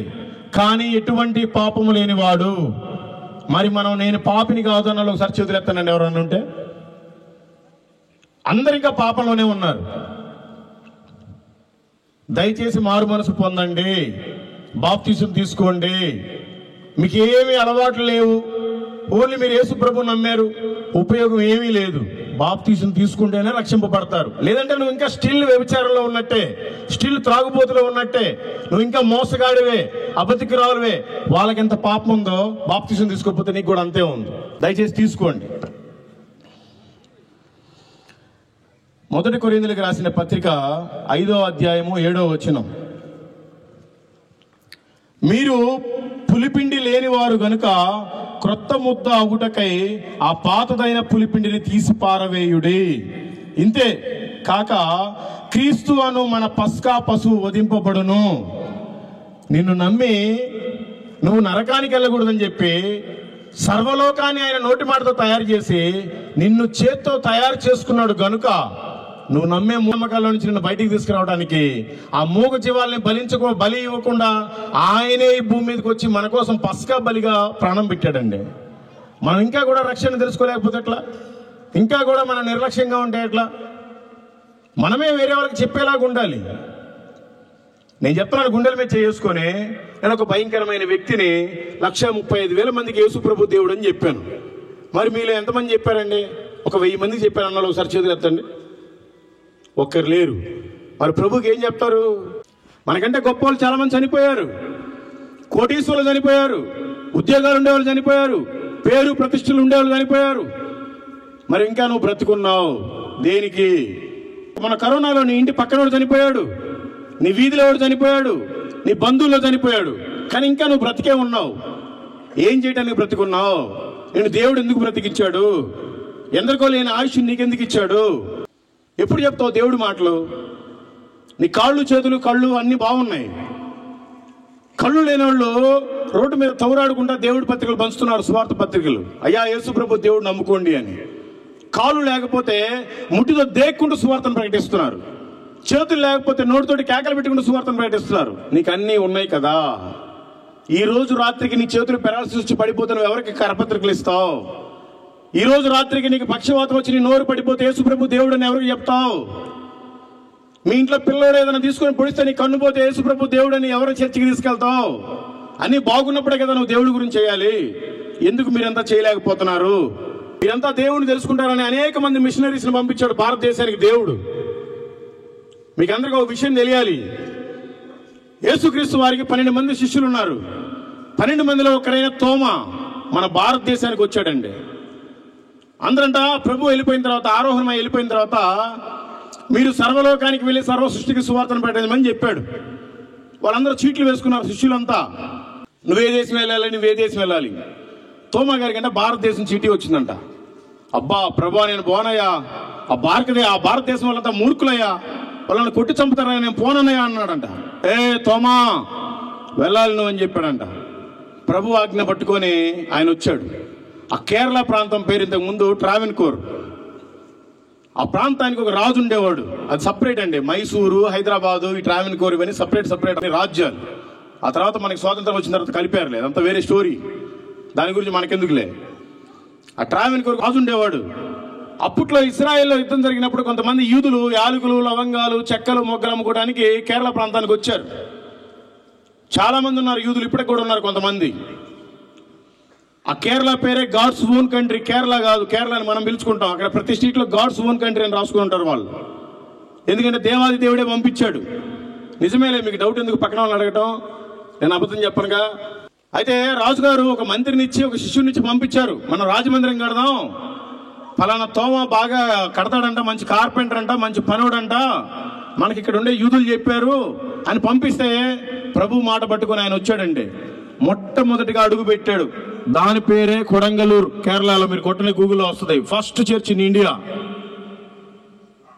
ఆ ప్రాంతానికి వస్తే అక్కడే పడవ ఇంకా ఉంది. ఆయన రాజమందిరం కట్టడానికి స్టార్ట్ చేశాడు పని. స్టార్ట్ చేస్తే పగలంతా పాపం రాజమందిరం కట్టి ఆ డబ్బులు తీసుకొని రాత్రంతా పేదవాళ్ళకి పంచి సువార్త చెప్పేవాడు. అరే వీడు ఎక్కడి నుంచో వచ్చి మత మార్పిడి చేస్తున్నాడు. ఆ రోజుల్లోనే ఉంది మత మార్పిడి, ఇప్పుడు కాదు, 1980 సంవత్సరాల క్రితం. అరే వీడు ఎక్కడి నుంచో వచ్చి మన దేవతల్ని, మన దేవుళ్ళని పూజీయకుండా వాళ్ళ దేవుడిని గొప్పగా చెప్పుకుంటున్నాడు. ఈయన తీసుకెళ్ళి లోపల ఏంటంటే తోమా గారిని జైల్లో వేసాడు. సువార్త చెప్తే నిన్ను వేస్తే ఎంత? స్వయంగా యేసు ప్రభు శిష్యుడు, ఆయనతో పాటు తిని ఆయనతో పాటు పడుకున్న వ్యక్తిని జైల్లో వేశారు. సువార్త చెప్పినందుకే. వేసిన 3వ రోజు ఆ రాజుగారు తమ్ముడు చనిపోయాడు. అందరూ ఏడ్చుకుంటున్నారు. తోమా గారు అంటున్నాడంట, అక్కడ ఉండే ఆ జైలర్ తోటి చెప్తున్నాడు, అయ్యా మా దేవుడు గొప్ప దేవుడు, నాకు ఒక అవకాశం ఇవ్వండి, రాజుగారు తమ్ముడిని దేవుడు బ్రతికిస్తాడు, నేను ప్రార్థన చేస్తాను అంటున్నాడు. ఈ మాట వాడెళ్ళి రాజుకు చెప్పకుండా మంత్రికి చెప్పాడు. ఆ మంత్రి వచ్చి 4 తొనలు దాన్ని మళ్ళీ లోపల వేసాడు. ఆ తర్వాత ఆ సమాధి కార్యక్రమం అంతా జరుగుతుంది. పాడి కట్టారు, అందరిని తీసుకుని వెళ్తా ఉన్నారు. ఆ జైలు దగ్గరికి రాజుగారు రాగానే జైలు ఎదురు నుంచే వెళ్ళాలి. అయ్యా రాజుగారు, నేను దేశం కాని దేశం నుంచి వచ్చాను, నీ సొమ్ము నేను ఎంతో తిన్నాను, నేను నీకు వాస్తవం చెప్పకుండా ఉండలేను. మా దేవుడు సజీవుడు, ఆయన చనిపోయిన వారిని సైతం లేపగలడు, నాకు ఒక్క నిమిషం అవకాశం ఇవ్వండి, నేను ప్రార్థన చేస్తాను, మీ తమ్ముడిని దేవుడు బ్రతికిస్తాడని చెప్తే రాజుగారు అప్పుడు ఎన్ని అరే వాడిని బయటికి తీసుకురావాలంటే తీసుకొచ్చాడు. ప్రార్థన అంతా చేసి నజరేయుడైన యేసునామం అనేసరికి ఆయన లేచాడు. అప్పటి నుంచి మనకి సువార్త పర్మిషన్ వచ్చిందండి. కేరళలో, విదేశాల్లో ఎక్కడ లేని చర్చెస్ ఉన్నాయి, ఎక్కడా లేవు ఇండియాలో అంత మంచి చర్చెస్. అందుకే దేవుడు వాళ్ళని అట్లా ఆశీర్వదించాడు. అందుకే గాడ్స్ ఓన్ కంట్రీ అది, కేరళ కాదు. ఆయన మొత్తం 7.5 సంఘాలు కట్టాడు. 7.5 సంఘాల్లో 6వ మందిరం చాలా అద్భుతం అండి. శబరిమల అయ్యప్ప టెంపుల్కి 15 కిలోమీటర్ల దూరంలోనే ఉంటుంది ఆయన మందిరం. పంబా అనేది ఒడ్డునే ఉంటుంది. నేను వెళ్ళొచ్చిన 7.5 చర్చిలకు కూడా. ఆయన ప్రార్థన చేస్తుంటే సింహాలు పులులు మొత్తం సాష్టాంగపడి ప్రార్థనలు ఏకీభవించాయి. ఆయన మందిరం కడుతుంటే ఈ ఏనుగులేమో మొత్తం తొండంతో ఆ మొద్దులన్నీ అందిస్తే, ఈ సింహాలు పుల్లేమో తాట బిక్కుని వచ్చి ఆయనకి అందిస్తే మందిరం కట్టారు. ఇప్పటికీ ఉంది, పోయి చూసిరండి. ఆ గోవాలు పోయి ఈ గోవాలు పోయి ఆ పిక్నిక్ ఈ పిక్నిక్ టైం అంతా వేస్ట్, డబ్బులు వేస్ట్. సేవకుడు అపోస్తులైన తోమా గారు వచ్చి మందిరం కట్టారు. ఇప్పటికీ ఉంది, అది పాడైపోయింది. ఇప్పుడు మంచి బిల్డింగ్ కట్టారు. ఇప్పటికీ అక్కడ ఏనుగులు పుల్లు సింహాలు అరుస్తూనే ఉంటాయి, తిరుగుతూనే ఉంటాయి. మేము కారు వేసుకొని వెళ్ళడానికే గజగజ వణికాం. వెళ్ళేసరికి అట్లా తలుపు ఓపెన్ చేస్తుంది. లోపలికి వెళ్ళి ఒక 10 నిమిషాలు ప్రార్థన చేసుకుంటే అసలు నేను ఆ ప్రార్థన ఎక్కడా చేసుకోలేదు, అంత ఏడుపు వచ్చింది. ఏంది ప్రభా, 2024లో నేను ఇక్కడికి వచ్చాను, ఇక్కడే భయంకరమైన పరిస్థితి, ఫారెస్ట్. 1990 సంవత్సరాల క్రితం ఈ శిష్యుని ఇక్కడే పంపించావు. దేనికి? అడవి జాతుల ప్రజలు నశించిపోకూడదు ఆయన వచ్చాడు. ఆ తర్వాత కట్టుకుంటా కన్యాకుమారి జిల్లాలో ఒక లాస్ట్ మందిరం కట్టాడండి. అది సగమైంది.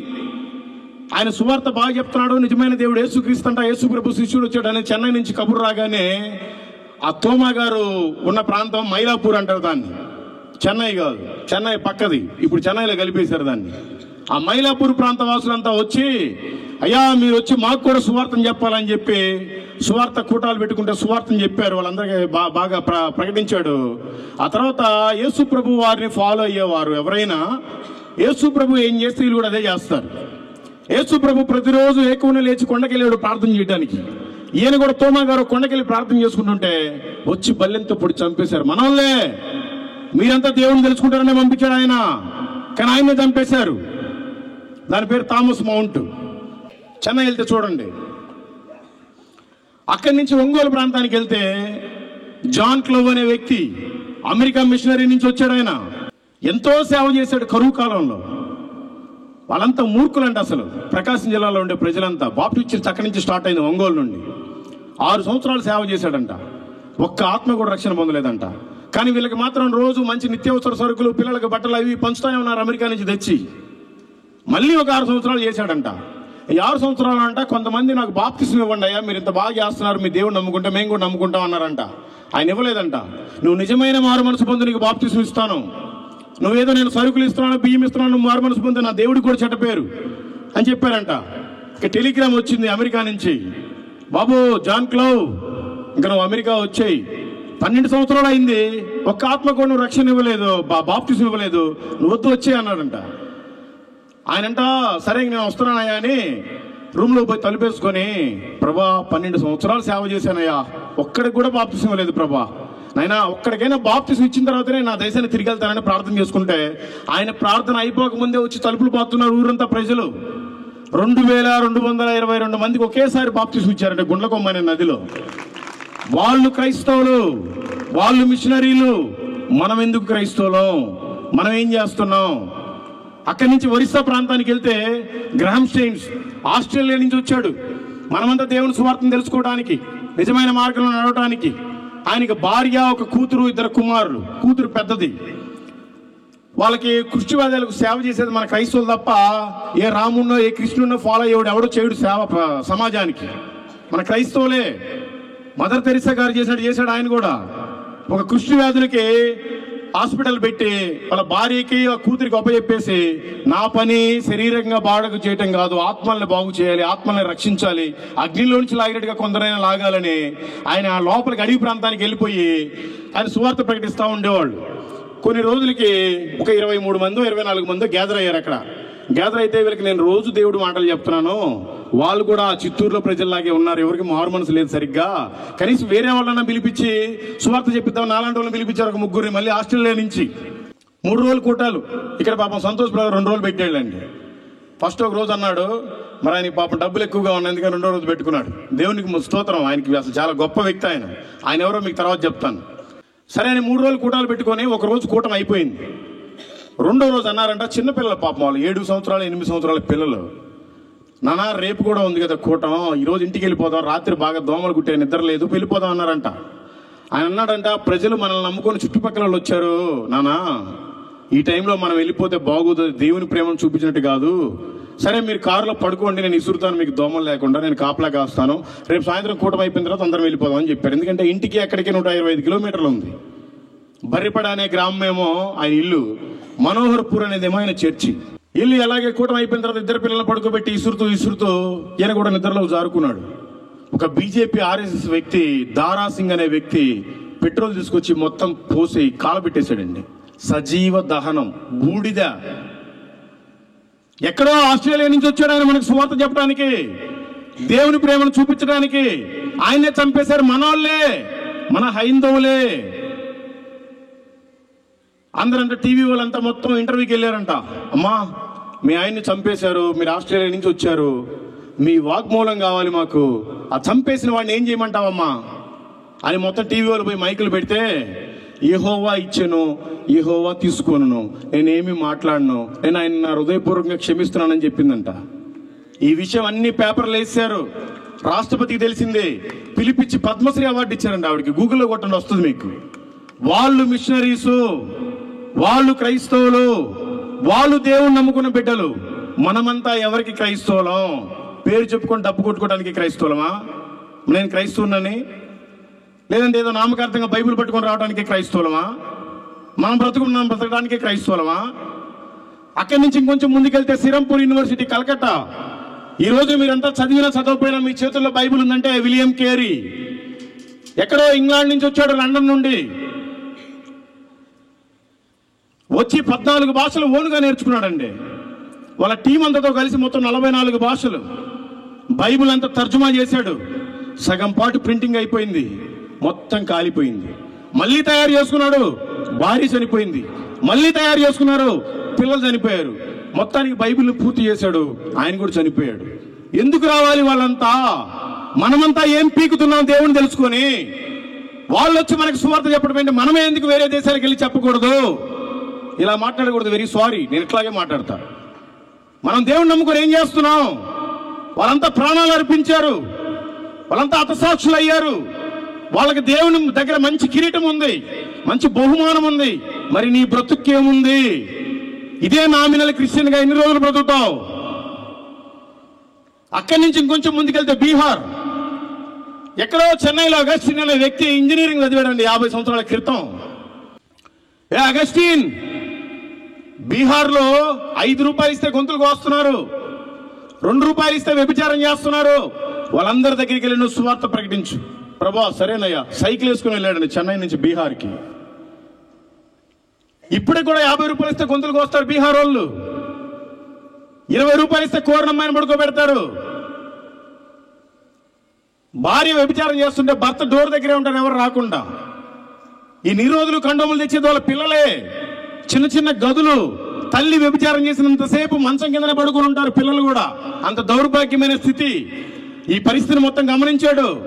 బీహార్లో టోటల్ గా 52 గ్రామాలు ఉన్న వ్యభిచారం చేసి ఆయన మొత్తం లిస్టు ఫైండ్ అవుట్ చేసుకున్నాడు. ఆ 52 ఊర్లలో ఉండే వ్యభిచారం చేసే పిల్లలందరినీ దత్తత తీసుకున్నాడు. సైకిల్ మీద వెళ్ళిన వ్యక్తి ఈ రోజున 30,000 మందికి భోజనం పెడుతున్నాడు. బీహార్లో ఉంటేనేమో మొత్తం మర్డర్లు చేసేవాళ్ళు ఉంటారు మొత్తం, లేదంటేనేమో మొత్తం ఐఏఎస్లు ఐపీఎస్లు. ఆ రాష్ట్రంలోనే ఎక్కువ. ఆ ఐఏఎస్ ఐపీఎస్ పిల్లలు కూడా వీళ్ళ స్కూల్లోనే చదువుతున్నారు. జెమ్స్ అని కొట్టండి, మీకు గూగుల్లో వస్తుంది. జెమ్స్ ఆర్గనైజేషన్ బీహార్లో. వాళ్ళు సేవకులు, వాళ్ళు క్రైస్తవులు, వాళ్ళు మిషనరీస్. మనం ఎందుకు? మనం ఏం చేయటానికి? అక్కడి నుంచి పంజాబ్ వెళ్తే సాధు సుందర్ సింగ్, ఆయన పెళ్లి చేసుకోలేదు, తలపాకు కట్టుకున్నాడు, గడ్డం పెంచుకున్నాడు, కర్ర పట్టుకున్నాడు, కాషాయ వస్త్రాలు వేసుకున్నాడు. కన్యాకుమారి నుంచి, కాశ్మీర్ నుంచి కన్యాకుమారి దాకా 2 సార్లు పాదయాత్ర చేస్తూ సువార్త ప్రకటించాడండి. ఆయన క్రైస్తవుడు. ఆయన పంజాబ్ నుంచి చైనా ప్రాంతంలో కలిసిపోయింది. ఇప్పుడు టిబెట్ అనే ప్రాంతం, మంచు కొండల మీద ఆయన నడుస్తూ ఉంటే చెప్పులు లేకుండా రక్తం అంతా మొత్తం సిక్తమై కారిపోయిందంటండి. ఆయన బుక్ చదివితే చాలా అద్భుతం. నేను వెళ్ళాను వాళ్ళ ఇంటికి, ఒక రోజు ఉండొచ్చు అక్కడ. వాళ్ళ దగ్గర అన్ని పెట్టి తిని వాళ్ళ కోసం ప్రార్థన చేసుకుని వచ్చాం. ఆయన పడుకున్న స్థలము, ఆయన వేసిన తలుపు, ఆయన ఓపెన్ చేసిన కిటికీ, దేవుడు ఎక్కడి నుంచి దర్శించాడు ఏంటి, అవన్నీ మేము కూడా అక్కడ ప్రార్థన చేసుకుని వచ్చాం. చాలా బాగా ప్రేమించారు, దూరం నుంచి వచ్చారని. అలాంటి వ్యక్తి ఆ టిబెట్ అనే ప్రాంతానికి వెళ్ళి సువార్త ప్రకటించి వచ్చేటప్పుడు మంచులో కూరుకుపోయాడా? ఎవరికి తెలియదు. ఎవరైనా చంపి నదిలో పడేశారా? ఎవరికి తెలియదు. దేవుడే వచ్చి ఏలియా ఆనోకులాగా తీసుకెళ్ళిపోయాడా? తెలియదు. సాధు సుందర్ సింగ్ ఏమయ్యారో ఇప్పటివరకు ప్రపంచానికి ఎవరికి తెలియదు. ఆయన నిజమైన సేవకుడు. ఆ హిమాలయ పర్వతాల్లో ఎంత దూరం అయితే మనం ప్రయాణం చేస్తాం అంత దూరం కూడా హిమాలయ పర్వతాలు కరిగి ఒక నది పారుతా ఉంటుంది. ఈ ఏరియాలో సాధు సుందర్ సింగ్ గారు తిరిగారు కదా, ఆయన స్నానం చేశారు కదా. ఇంత చల్లటి నీళ్ళలో మనం అయితే స్నానం చేయలేము. కనీసం ఆయన తోటి కూర్చోనన్నా కొంచెం ఆయన చేసిన నది దగ్గర మనం వండుకొని తిందామని వెళ్ళి ఆ నది లోపల చిన్న ఐలాండ్ ఉంటే అక్కడికి వెళ్ళి వంట చేసుకుని 2 గంటలు తిన్నాం. వీడియో పెట్టాం, మీకు అందరూ చూడండి.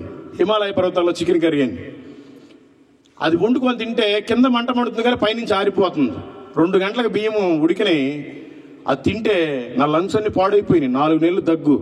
ఆ దగ్గు ఇంకెప్పటికీ పోలా, 1.5 సంవత్సరం అయినా కూడా అప్పుడప్పుడు వస్తానే ఉంది. అంటే 2 గంటలు ఉంటేనే నాకు లంగ్స్ పాడైపోయినాయి. అంటే ఆయన జీవితం అంతా ఆయన సువార్తను ప్రకటించాడు. ఆయన ఎలా ఉండాలి? ఆయన ఒక మాదిరికరం. వాళ్ళంతా దేవుని సేవకులు, వాళ్ళంతా క్రైస్తవులు. అక్కడి నుంచి కొంచెం ముందుకెళ్తే పాకిస్తాన్ బార్డర్. భక్త సింగ్ గారు వాళ్ళ ఊరు ఇప్పుడు పాకిస్తాన్లోనే ఉంది. వేల సంఘాలు, లక్షల మంది విశ్వాసులు. సరే, వాళ్ళ డినామినేషన్ ఏదన్నా కానివ్వండి, సువార్త ప్రకటించేది అసలు వాళ్ళే. ఎంత మాదిరికరం. ఏసన్న గారు ఆయన రక్తం కక్కుంటా ఉండేవాడు రైలు పట్టాలమ్మట తిరుగుకుంటూ.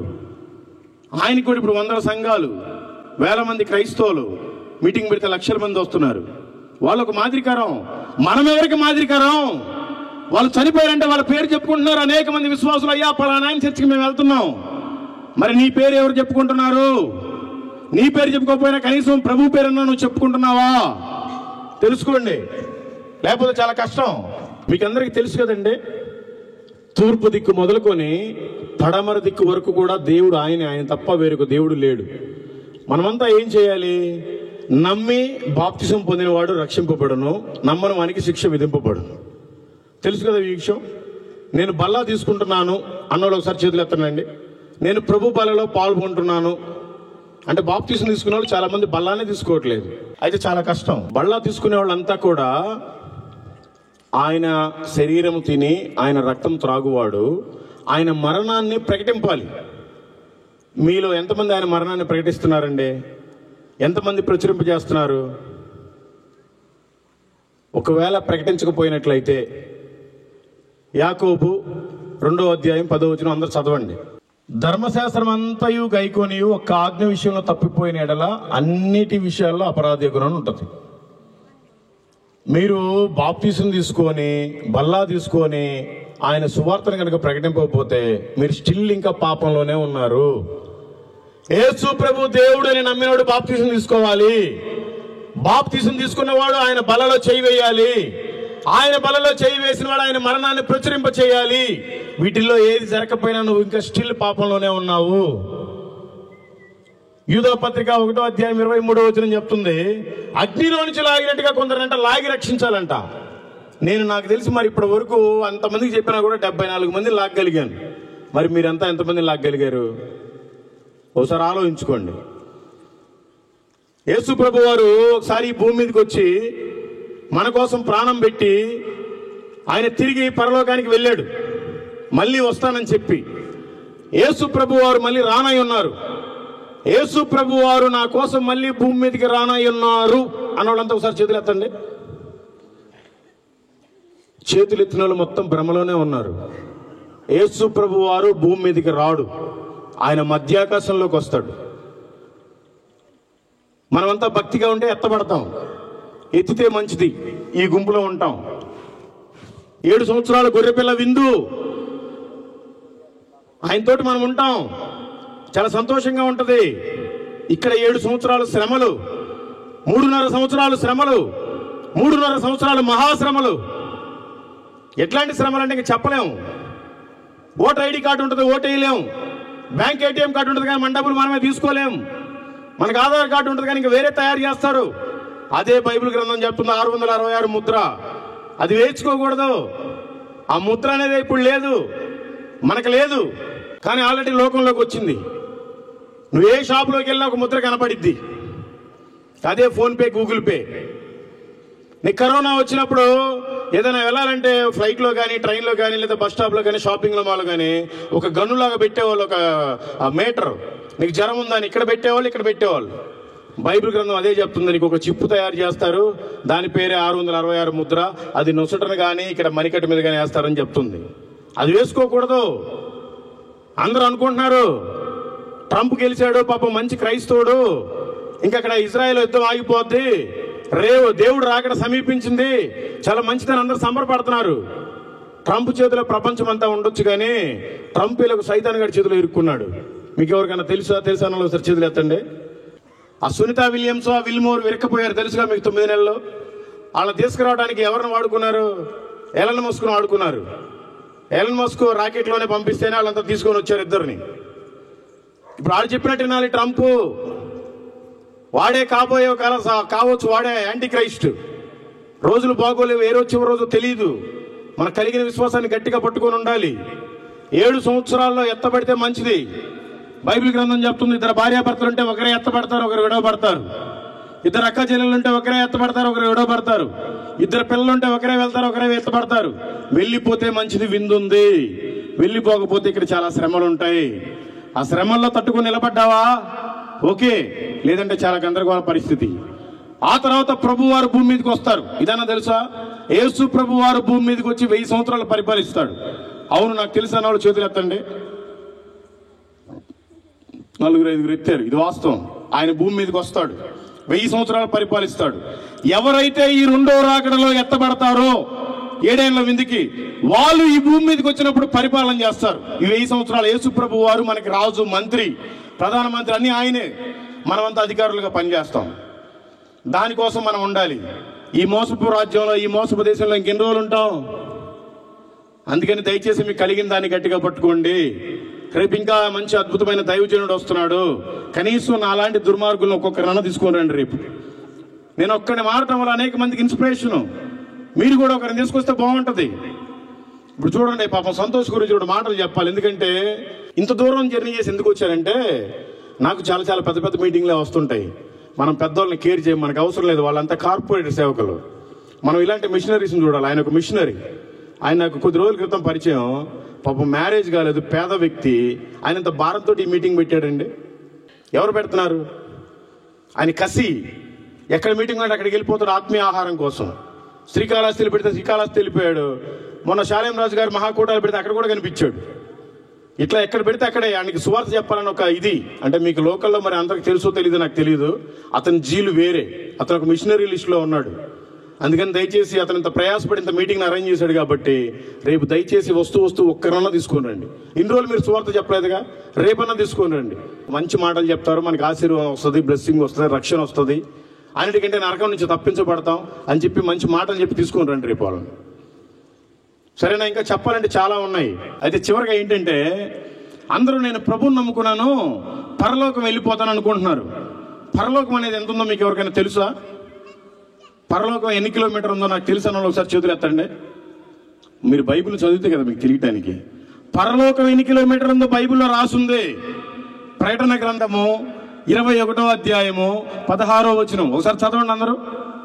ఆ పట్టణము చొచ్చౌకమైనది, దాని పొడగు దాని వెడల్పుతో సమానము. అతడు ఆ కొలకర్రతో కొలవగా ఆ పట్టణము కొలత 750 కోసులైనది. దాని పొడగును ఎత్తును వెడల్పును సమానముగానున్నది. 750 కోసులు అంటే ఎంతో తెలుసా అండి?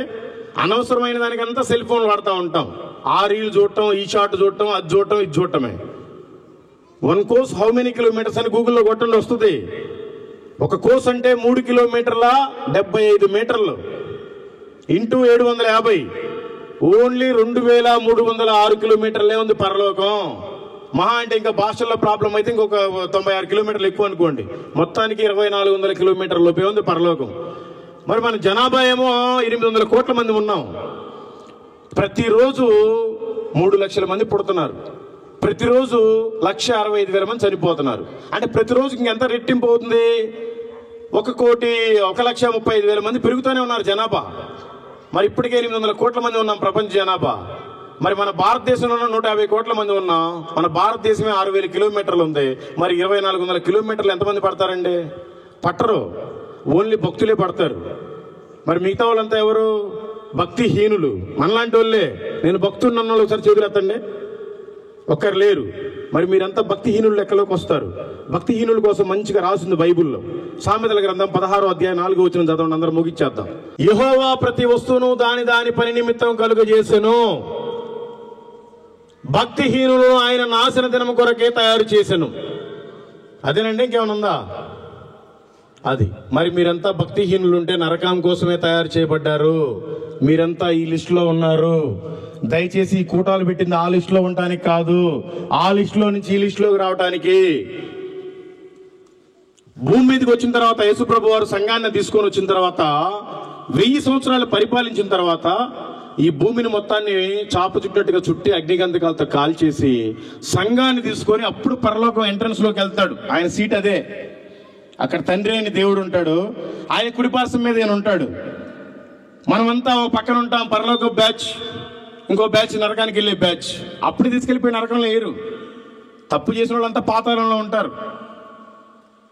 ఇప్పుడు చనిపోయినంతా ఎవరు పరలోకంలో లేరు. పరలోకంగా రెడీగా అవుతుంది, ఏ రోజు వస్తాడో తెలియదు ఆయన. ఇప్పుడు చనిపోయిన వాళ్ళంతా పరదేశంలో ఉంటారు. పరదేశి వేరు, పరలోకం వేరు, పాతాళం వేరు, నరకం వేరు. ధవల సింహాసన తీర్పున కూడా జరిగిద్ది. ఆ తీర్పులోనే ఆయన ఆ చైర్లో కూర్చునేది. అందరూ మంచి మంచి ప్రవక్తల పేర్లు పెట్టుకుంటారు. ఫలానా యాకోబు తీసుకొని రండి, నేను నా కుమారుణ్ణి పంపించి నువ్వు చేసిన పాపం నిమిత్తం ప్రాణం పెట్టించాను, నీవు నా కోసం ఏం చేసావు యాకోబు అని అడుగుతాడు. అయ్యా నేనేం చేయలేదయ్యా. రే తీసుకెళ్ళండి రా, 2 దేవదూతలు వస్తారు, టింగ్ టింగ్ తీసుకెళ్ళిపోయి నరకం లేస్తారు. అప్పుడు ఓపెన్ అయింది నరకం. రే పలానా మరియమ్మని తీసుకురండి రా, నేను నా కుమారుని పంపించి ప్రాణం పెట్టించాను, నువ్వు నా కోసం ఏం చేసావు? అయ్యా నేను వచ్చానయ్యా, చప్పట్లు కొట్టాను, నాకున్న దాంట్లో చిల్లర మార్చాను, కానుకేసాను, విన్నాను కానీ నాకు ఏం విన్నానో కూడా గుర్తులేదు ప్రభు అన్నావు అనుకో, తీసుకెళ్ళిపోయి నరకంలో వేయటమే. అందుకని ధవల సింహాసన తీర్పు ముందు మనం ఆ తీర్పులో నిలబడకుండా ఉండడానికి మీరంతా ప్రార్థన చేసుకోండి, భక్తిగా ఉండండి. ప్రతి ఒక్క మనిషికి వస్తుంది అది. ఆ ధవల సింహాసన తీర్పులో నెగ్గితేనే నీకు పరలోకం, లేదంటే మళ్ళీ నరకమే, నువ్వెంత భక్తి చేసినా. అందుకని దయచేసి తెలుసుకోండి, బైబిల్ చదవండి. ఒక దొంగకి అర్థమైన బైబిల్ మీకు ఎందుకు అర్థం కాదు? ఒక వ్యభిచారికి అర్థమైన బైబిల్ మీకు ఎందుకు అర్థం కాదు? ఒక ఇంటర్నేషనల్ క్రిమినల్కి అర్థమైంది మీకు ఎందుకు అర్థం కాదు? అర్థం అవుతుంది, మీరు చదివితే అవుతుంది. మీ పనులే మీరు చేసుకుంటారు, మరి దేవుడి పని ఎవరు చేయాలి? ఫిలిప్పీయులకు రాసిన పత్రిక 2వ అధ్యాయం 21వ వచనంలో ఉంటుంది, అందరూ తమ సొంత కార్యములే చూసుకొనిచున్నారు కానీ యేసుక్రీస్తు కార్యములను ఎవ్వరూ చూడరు. ఎందుకు చూస్తారు? మీకు బలుపు ఎక్కువ, మీకేం అనారోగ్యాలు లేవు కదా, మంచి ఆరోగ్యం ఇచ్చాడు, అందుకే నీకు పొగరు. ఎవరికి తినడానికి గతి లేక రోడ్ల మీద అడక్క తింటున్నారు, నీకు 3 పూట్ల తిండి పెట్టాడు, అందుకని నువ్వు సంకలు గుద్దుకుంటున్నావు. ఆయన పని చేయి, నీ పని కోసం నువ్వు బ్రతకడం కాదు. రోడ్డు మీద అడక్క తినేవాడు కూడా 3 పూటలు తింటున్నాడు, నువ్వు తింటాం పెద్ద గొప్పే ఉంది. నీకు మహా అంటే ఉంటే ఇంకో పూట ఎక్కువ తింటావు, అది ఎవరికేం ఉపయోగం లేదు. నువ్వు దేవుడి కోసం ఏమైనా చేసావో అది ఉపయోగకరంగా ఉండాలి. ఈ విషయాన్ని గుర్తుపెట్టుకోండి. దయచేసి బైబిల్ చదవండి, వాక్యానుసారం బ్రతకండి. అనేక మంది నాలాంటి దులు మీరు తీసుకొని రండి. రేపైనా దేవుడు మిమ్మల్ని, మీ కుటుంబాలని, మీ ఊరిని దీవించి ఆశీర్వదించును గాక. మరి ఇంత చెప్పాను కదా, చాలా మంది బాప్తిజం తీసుకునే వాళ్ళు చాలా మంది ఉన్నారు కదా. మరి ఇప్పటికైనా నేను బాప్తిజం తీసుకొని ఆ నరకానికి వెళ్లకుండా ఈ పరలోకానికి వెళ్తానన్న ఒకసారి చేతులు ఎత్తండి. Praise God. 1 2 3 4 5 ఒక 11 మంది దాకా ఎత్తారండి. మీరెంత దయచేసి వీలైనంత వరకు బాప్తిజం తీసుకోండి తొందరగా. మరి ఇప్పటి వరకు నా బ్రతుకు నేనే బ్రతికాను, మరి ఇప్పటి నుంచి కనీసం 3 పూట్ల తింటున్నాను కనుక రోజుకి ఒక 3గురికైనా సువార్తను ప్రకటిస్తాను. మరి నాకు 3గురికి ప్రకటించడానికి కుదరదు, కనీసం రోజుకి ఒక్కరికైనా సువార్తను ప్రకటిస్తానన్న ఒకసారి చేతులు ఎత్తండి. Praise God. చాలా మంది ఎత్తారు. దేవుడే సాక్షి, మీరు చేతినెత్తిన వాళ్ళంతా బాప్తిజం తీసుకోండి, పాస్టర్ గారు రేపే బాప్తిజం ఇస్తాడు. చేతినెత్తిన వాళ్ళంతా రేపటి నుంచి సువార్తను ప్రకటించండి, రోజుకొకరికైనా సువార్తను చెప్పండి. మీ అందరి కోసం ఇప్పుడు ప్రార్థనలో నడిపిస్తారు. Thank you. Praise the Lord. అందరం లేచి నిలబడదాం. ఒక్కసారి ఈ రాత్రి ఈ మాటలు విన్న నీవు ఒక్కసారి మనల్ని మనం పరీక్షించుకుందాం. ఈ రూపము సమస్తమును కోల్పోయినా ఈ రక్తముతో కడిగితివి. నీతోనే నేను నడవాలని, నీ వలనే నేను మారాలని. నేను మీకు ముందే చెప్పాను, మన విశ్వాసమే మనకి స్వస్థత. మన నమ్మకం ఉండాలి మనకి. ప్రార్థన మీకు ఈరోజు కాదు, రేపు సాయంత్రం ప్రార్థనకి మీరు రండి. అది అయిపోయిన తర్వాత మీకోసం చివరి ప్రార్థన చేసి పంపిస్తారు. ఈరోజు అక్కర్లేదు, రేపు మీకు ప్రార్థన. అందుకని ఏమనుకోవాకండి, ఈరోజు ప్రార్థన చేస్తే రేపు రారు మీరు. అందుకని రేపు అందరు రండి, మంచిగా ప్రార్థన చేస్తారు. Thank you.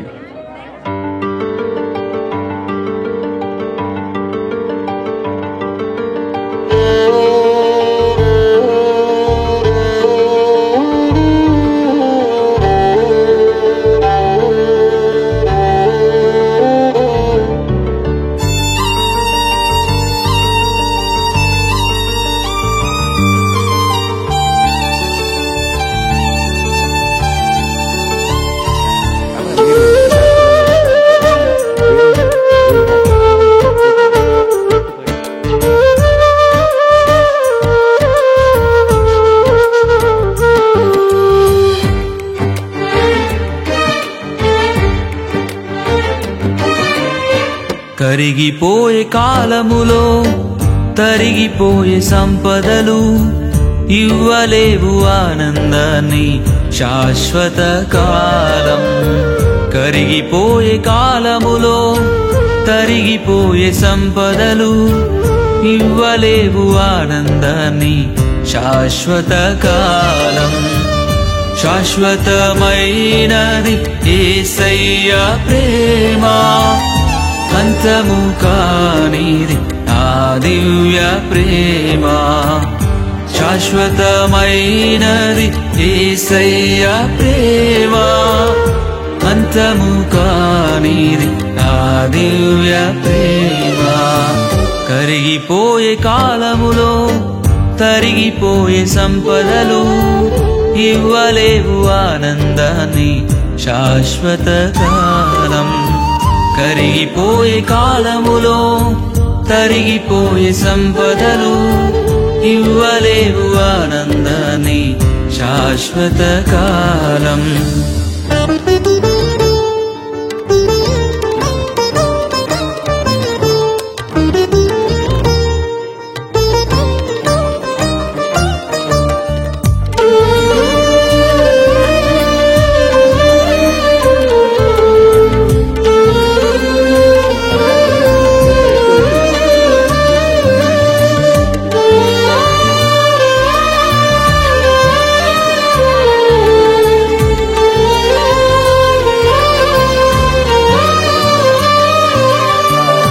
గొప్పగా బ్రతికిన వారే గూడు లేక మిగిలారా, రాజ్యాలను ఏలిన వారే ఒంటరైపోయారా.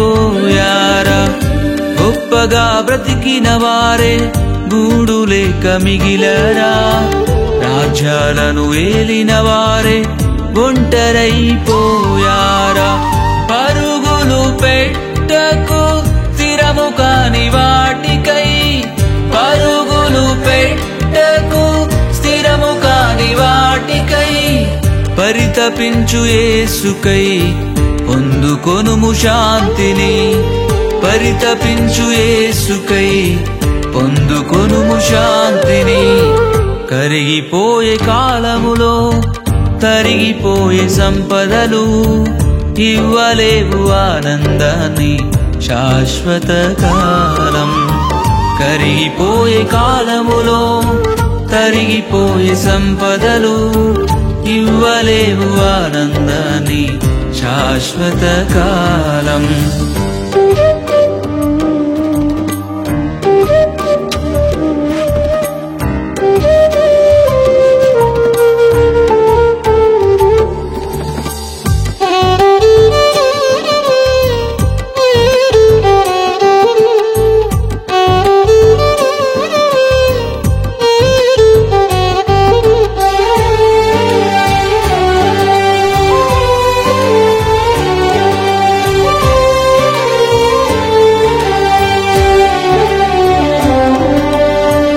లోకమంత నాదేనని ఆదమర్చి తిరుగకు, లెక్క చెప్పే రోజు ఉందని ఏనాడు మరువకు.